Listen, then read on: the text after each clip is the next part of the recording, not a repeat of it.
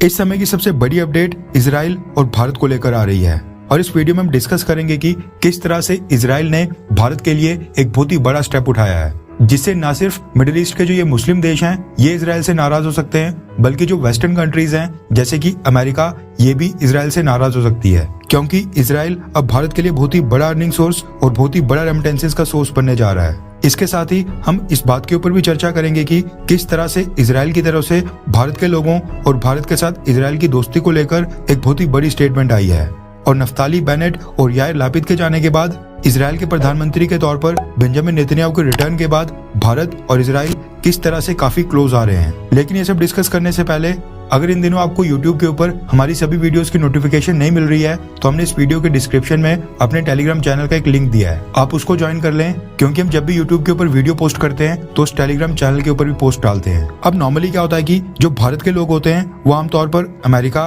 Britain, Canada, Australia या फिर European countries या फिर मिडिल ईस्ट के किसी देश या फिर किसी वेस्टर्न कंट्री में जाकर वहाँ पर वर्क वीजा लेकर काम करते हैं, जिनमें से कुछ लोग वहीं पर सेटल हो जाते हैं और कुछ लोग भारत वापस आते हैं। और जब तक वो विदेशों में रहते हैं वहां पर ह्यूज मनी कमाकर, यानी बहुत ही भारी मात्रा में पैसा कमाकर कुछ पैसा वो भारत वापस भेजते हैं, जिसको रेमिटेंसेस कहा जाता है। और उस रेमिटेंसेस से भारत की काफी कमाई होती है और ये भारत की जीडीपी में बहुत ही बड़ा योगदान देते हैं। अब आपने नोटिस किया होगा कि जब नुपुर शर्मा ने प्रॉफिट मोहम्मद के ऊपर एक विवादित टिप्पणी की थी, उस समय कई सारे मुस्लिम देश भारत के ऊपर चढ़ाई कर गए थे और भारतीय सरकार से इस विवाद को लेकर माफी की मांग कर रहे थे। लेकिन भारत सरकार ने उस समय इन सारी मुस्लिम कंट्रीज के लिए न ही उस समय कोई एग्रेसिव स्टेटमेंट दी थी और न ही इनको कोई वैसा जवाब दिया था। अब इसके पीछे का कारण है मिडिल ईस्ट की मुस्लिम कंट्री से आने वाली रेमिटेंसेस। आज की डेट में आपको पता होगा भारत से कई सारे हजारों और लाखों वर्कर्स आज की डेट में मिडिल ईस्ट की मुस्लिम कंट्रीज में काम कर रहे हैं, जो कि वहां पर कमाई करके पैसा कमाकर भारत वापस भेजते हैं, जिनसे भारतीय सरकार की कमाई होती है।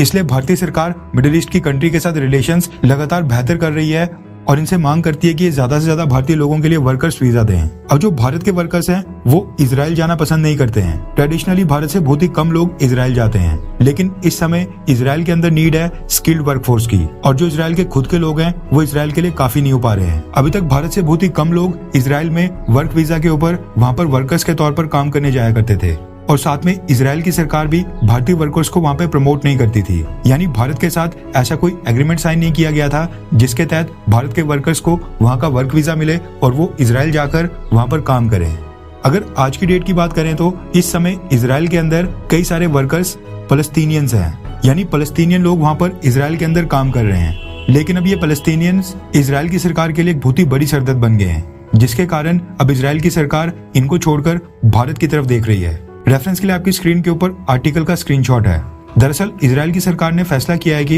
इजराइल अपने सभी फलस्तीनियन वर्कर्स को भारतीय वर्कर्स के साथ रिप्लेस करेगा। रिपोर्ट्स निकल कर आ रही हैं कि बेंजामिन नेतन्याहू की सरकार ने एक बहुत ही बड़ा डिसीजन लेते हुए अब ये तय किया है कि इजराइल के अंदर जितने भी वर्कर्स फलस्तीनियंस हैं उनको जॉब से निकाला जाएगा और भारत के वर्कर्स को हायर किया जाएगा। पहले फेज में भारत के 10,000 वर्कर्स को वहां पर फलस्तीनियंस को निकालकर उनको रिप्लेस करके भारत के वर्कर्स को वहां पर जॉब दी जाएगी। और जब ये लोग सेटल हो जाएंगे उसके बाद और 10,000 लोगों को भारत से बुलाया जाएगा, उनको वर्क वीजा दिया जाएगा और इजराइल के अंदर जॉब देकर उनको वहां पर सेटल करवाया जाएगा। और आने वाले फेसेस में भारत से हजारों और लाखों वर्कर्स इजराइल के अंदर काम करेंगे। इजराइल को आज की डेट में नर्सिंग और कंस्ट्रक्शन सेक्टर में स्किल्ड वर्कर्स की जरूरत है, जिसके लिए इजराइल की सरकार भारत की सरकार के साथ वर्कर्स वीजा को लेकर एक एग्रीमेंट के ऊपर नेगोशिएशंस कर रही है। और जो ये एग्रीमेंट साइन होना है इसको लेकर टर्म्स और कंडीशंस के ऊपर बात चल रही है। इजराइल की स्पोक्स पर्सन ने कहा कि ये जो भारत और इजराइल के बीच एग्रीमेंट साइन होना है ये आने वाले कुछ ही दिनों के अंदर अप्रूव हो जाएगा,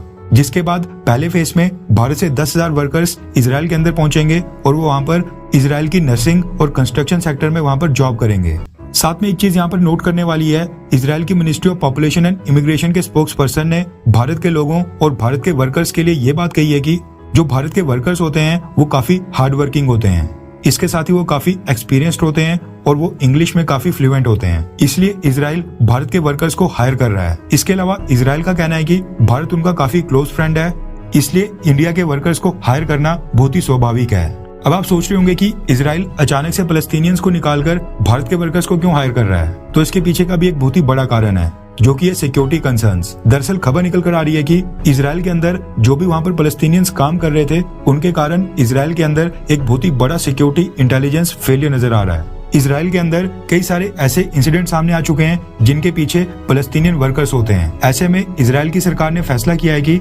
सिक्योरिटी कंसर्न्स, इंटेलिजेंस इंसिडेंट्स और मिलिट्री एस्केलेशन प्रॉब्लम के कारण अब उनके देश में जितने भी फलस्तीनियन वर्कर्स वहां पर काम कर रहे हैं उनको रिप्लेस किया जाएगा भारत के वर्कर्स के साथ, जिसके लिए इसराइल की गवर्नमेंट इस समय भारत की सरकार के साथ एक एग्रीमेंट के ऊपर काम कर रही है। अब अगर इसको देखा जाए तो इसराइल की सरकार के इस फैसले से मुस्लिम कंट्रीज काफी नाराज होने वाली हैं, क्योंकि इस समय जो फलस्तीनियंस को इसराइल के अंदर वहां पर जॉब मिल रही थी वो अचानक से उनसे खो जाएगी, और जो फलस्तीनियंस इसराइल के अंदर काम कर रहे थे उनके पास कोई इनकम या फिर अर्निंग सोर्स नहीं रहेगा। और जब इसराइल के लोगों के सामने इंडियन वर्कर्स और फलस्तीनियंस के दो ऑप्शन होंगे तो ऑब्वियस सी बात है कि भारत के वर्कर्स को ही चुनेंगे। इससे जो वहाँ के फलस्तीनियन लोग हैं वो और भी गरीब होते जाएंगे और गरीबी रेखा के नीचे जाएंगे। अब ना सिर्फ मुस्लिम देश बल्कि अमेरिका, ब्रिटेन और जो वेस्टर्न कंट्रीज हैं, माना जा रहा है कि ये भी इसराइल के इस डिसीजन से नाराज हो सकते हैं। लेकिन अगर भारत और इसराइल के रिश्तों के ऊपर नजर डालें तो ये एग्रीमेंट ये साफ दर्शाता है कि भारत और इसराइल एक दूसरे के कितने करीबी हैं, और बेंजामिन नेतन्याहू और प्रधानमंत्री मोदी की जो केमिस्ट्री है